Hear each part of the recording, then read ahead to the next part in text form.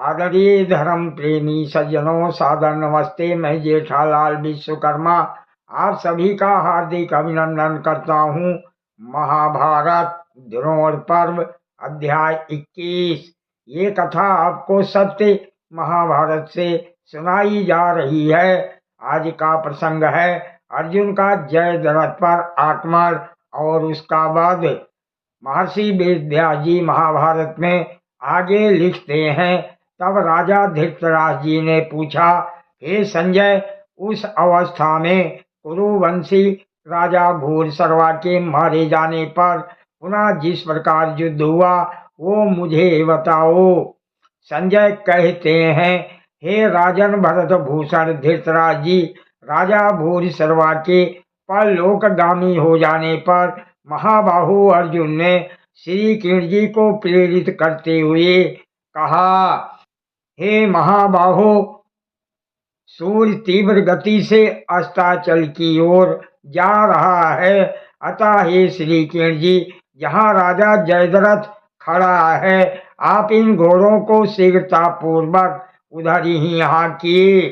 तब अस्त्र विद्या के ज्ञाता महाबाहु श्री कृष्ण जी ने जयद्रथ का वध करने के उद्देश्य से चांदी के समान श्वेत घोड़ों को उसकी ओर हाका। हे महाराज, जिनके बाण कभी व्यर्थ नहीं जाते, उस अर्जुन को धनुष से छूटे हुए बाणों के समान उड़ते हुए से अश्वों द्वारा जयद्रथ की ओर जाते देख कौरव सेना के प्रधान वीर बड़े वेग से दौड़े। हे राजन, उस समय राजा जयद्रथ के वध की इच्छा से अर्जुन नाराजों द्वारा उन महारथियों को मोहित करते हुए से लांघ गए। श्री कृष्ण जी जिनके सारथी हैं, वह धनंजय संपूर्ण दिशाओं में बाणों की वृष्टि करते हुए रथ सहित तुरंत वहां विचरने लगे। उस समय उनकी शोभा देखने ही योग्य थी। उस समय हम कुंती पुत्र महान धनुर्धर अर्जुन को बाण लेते, चढ़ाते और छोड़ते समय देख नहीं पाते थे। हे प्रभु, उस घोर संग्राम में आपके पक्ष का जो जो योद्धा पांडु नंदन अर्जुन की ओर बढ़ा, उसके शरीर पर प्राण अंतकारी बाण पड़ने लगे। संजय बोले, हे राजन धृतराज जी, इस समय जबकि सूर्यदेव तीव्र गति से अस्ताचल की ओर जा रहे थे, उतावले हुए श्री कृष्ण जी ने पांडुपुत्र अर्जुन से कहा, हे महाबाहो पार्थ, ये सिंधुराज जयद्रथ प्राण बचाने की इच्छा से भयभीत होकर खड़ा है और उसे 6 वीर महारथियों ने अपने बीच में कर रखा है। हे नरश्रेष्ठ अर्जुन, युद्ध भूमि में इन 6 महारथियों को पराजित किए बिना सिंधुराज को बिना माया के जीता नहीं जा सकता। अतः मैं इस सूर्य को ढकने के लिए कोई युक्ति करूंगा जिससे सभी को सूर्य अस्त हुआ दिखाई देगा, परंतु जयद्रथ को सूर्य उदित ही दिखाई देगा। हे कुरुश्रेष्ठ, वैसा अवसर आने पर तुम्हें अवश्य उस पर प्रहार करना चाहिए। इस बात पर ध्यान नहीं देना चाहिए कि सूर्य अस्त हो गया है। ये सुनकर अर्जुन ने श्री कृष्ण जी से कहा, हे प्रभु, ऐसा ही हो। तब श्री कृष्ण जी ने सूर्य को ढकने के लिए अंधकार की सृष्टि की। हे पर्युषर, श्री कृष्ण जी द्वारा अंधकार की सृष्टि होने पर सूर्य अस्त हो गया, ऐसा मानते हुए आपके योद्धा अर्जुन का विनाश निकट देख हर्ष मगन हो गए। संजय बोले, हे राजन धृतराज जी, उस युद्ध भूमि में हर्ष मगन हुए आपके सैनिकों ने सूर्य की ओर देखा तक नहीं, केवल राजा जयद्रथ उस समय बारंबार मुंह ऊंचा करके सूर्य की ओर देख रहा था।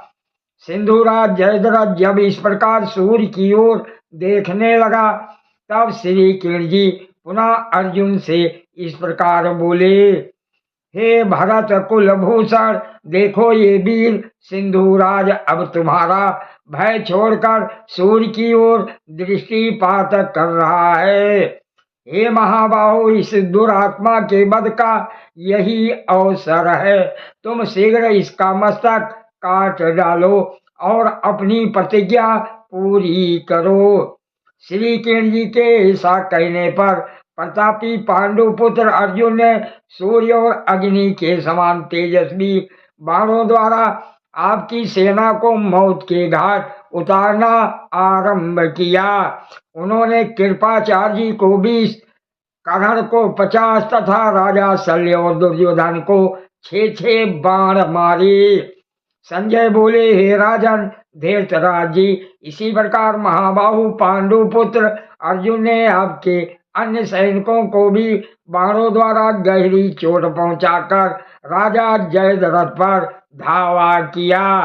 अपनी लपटों से सबको चाट जाने वाले अग्नि के समान अर्जुन को निकट खड़ा देख राजा जयद्रथ के रक्षक भारी संकट में पड़ गए। वहां हम लोगों ने कुंती कुमार का अद्भुत पराक्रम देखा। उस महायशस्वी वीर ने उस समय जो पराक्रम प्रकट किया था वैसा ना तो पहले कभी प्रकट हुआ था और ना आगे कभी होगा ही। जैसे संहारकारी रुद्र समस्त प्राणियों का विनाश कर डालते हैं, उसी प्रकार उन्होंने हाथियों और हाथी सवारों को, घोड़ों और घुड़ सवारों को तथा रथों और रथियों को भी नाश कर दिया। इस प्रकार आपके महारथियों को व्याकुल करके पांडुपुत्र अर्जुन ने एक अग्नि के समान तेजस्वी एवं भयंकर बाण निकाला। कुरुनंदन महाबाहु अर्जुन ने उस बाण को विधि पूर्वक वज्र अस्त्र से संयोजित करके शीघ्र ही गांडीव धनुष पर रखा। संजय बोले, हे राजन धृतराज जी, जब अर्जुन अग्नि के समान तेजस्वी उस बाण का संधान करने लगे, उस समय श्री कृष्ण जी पुनः उतावले होकर बोले, हे धनंजय, तुम दुरात्मा सिंधुराज का मस्तक शीघ्र काट डालो, क्योंकि सूर्य अब पर्वत श्रेष्ठ अस्ताचल पर जाना ही चाहता है। श्री कृष्ण जी का ये वचन सुनकर अपने ओंठों के दोनों कोने चाटते हुए अर्जुन ने सिंधुराज के वध के लिए धनुष पर रखे हुए उस बाण को तुरंत ही छोड़ दिया। गांडीव धनुष से छूटा हुआ वो शीघ्रगामी बाण सिंधुराज का सिर काटकर बाज पक्षी के समान उसे आकाश में ले उड़ा।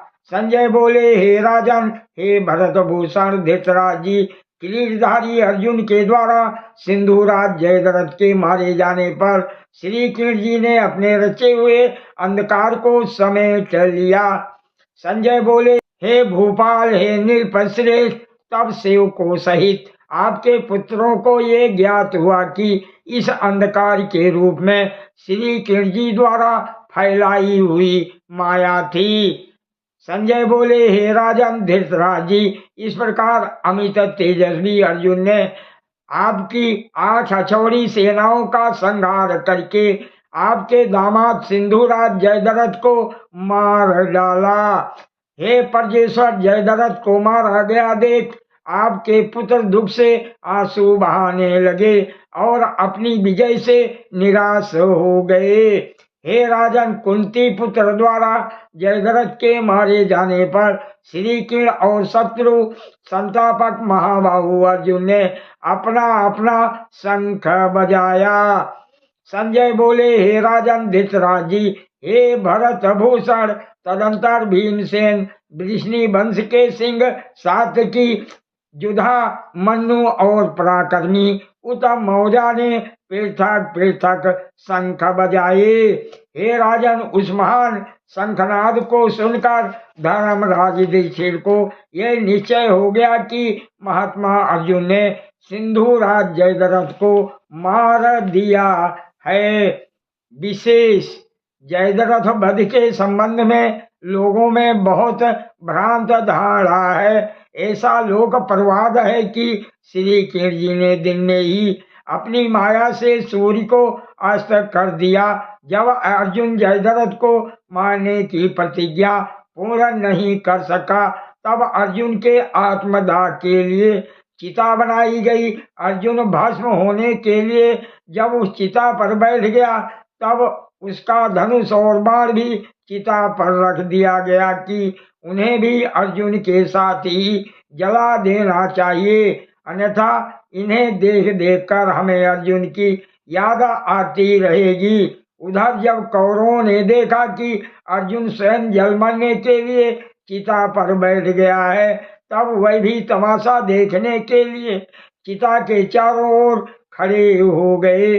जयद्रथ भी सामने आकर खड़ा हो गया। जब श्री कृष्ण जी ने देखा कि जयद्रथ अर्जुन की मार में खड़ा है, तब उन्होंने अर्जुन को आदेश दिया कि तीर चलाओ और जयद्रथ का काम तमाम कर दो। अर्जुन ने धनुष बाण उठाया और जयद्रथ की गर्दन को धड़ से अलग कर दिया। उसी समय लोगों ने देखा कि आकाश में सूर्य चमक रहा है। उसी समय लोगों को ये ज्ञात हुआ कि ये सब तो श्री कृष्ण जी की माया थी। ये सारा वर्णन महाभारत की वास्तविक घटना के विरुद्ध है। वस्तु स्थिति यह है कि अर्जुन ने द्वंद्व युद्ध में जयद्रथ के वध की प्रतिज्ञा की थी, परंतु जयद्रथ को बचाने के लिए 6 महारथी उसकी रक्षा कर रहे थे। श्री कृष्ण जी ने उन 6 महारथियों को युद्ध से विरत करने के लिए एक माया रची। उन्होंने दिन में सूर्य को अस्त कर दिया, और वो भी इस प्रकार की सभी योद्धाओं, यहाँ तक कि अर्जुन को भी ये दिखाई देता था कि सूर्य अस्त हो गया, परंतु जयद्रथ को ऐसा दिखाई दे रहा था कि अभी सूर्य अस्त नहीं हुआ है। वो गर्दन उठा कर बार बार देख रहा था कि अभी सूर्यास्त में कितना समय शेष है। अर्जुन को श्री कृष्ण ने सावधान कर ही दिया था। शेष महारथियों ने जब देखा कि सूर्यास्त हो गया है, तब वह या तो लड़े ही नहीं अथवा बेमन से लड़े। राजा जयद्रथ को ये दिखाई दे रहा था कि सूर्यास्त नहीं हुआ है, अतः वो पूर्ण उत्साह से लड़ रहा था। इस प्रकार जयद्रथ लड़ते हुए मारा गया है, बिना युद्ध करते हुए, धोखे से नहीं मारा गया। दिन में सूर्य को अस्त कर देना ये श्री कृष्ण जी का युद्ध कौशल था। द्वितीय विश्व युद्ध में जर्मनी ने भी ऐसे प्रयोग कई बार किए थे। ये वीडियो आप कहाँ से देख रहे हैं? हो सके तो लाइक, शेयर, सब्सक्राइब, कमेंट करने की कृपा करें। सादर प्रणाम। जय श्री कृष्ण।